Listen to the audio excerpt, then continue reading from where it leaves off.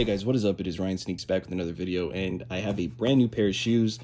These have been out for a minute. I haven't worn these. I've just had them here for maybe a few weeks now. These are the Blazer Low 77 Jumbo. I got these off of End because, to be honest, Nike didn't have them out yet, and I didn't know what was going on, if Nike already sold out or whatnot. I haven't really been keeping up with release dates. So I ordered them. The next day, Nike released them on the Nike app. So it was what it was. These came in pretty quick anyway. But I thought these were really cool. They kind of remind me of the off-white Blazers a little bit. As you see, I have the end receipts. But yeah, I thought these were really cool, really simple. Just your basic white and black Blazer, but just with that jumbo swoosh. So taking a look at them here, like I said, pretty basic, just a white sidewall, white leather, big black leather swoosh. You get your Nike here in the back that's printed on. And then you have that really nice suede in the back.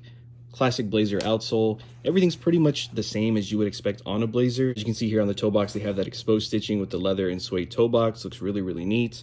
And then you do get some Volt right here, which I thought was kind of cool. Gives it a little bit of color. And I mean, really, that's all there is to these. Really simple and sleek. Like I said, it kind of reminds me a little bit of the off-white Blazers. I thought that was pretty cool. So I went ahead and just picked these up. They were under $100. They're doing a lot of different colorways of these as well. My friend Logan has a burnt orange pair of the mids that I thought were really nice. But for me, I really just like the classic lows. But yeah, overall, really happy with this purchase. They fit true to size, same as all the other Blazers.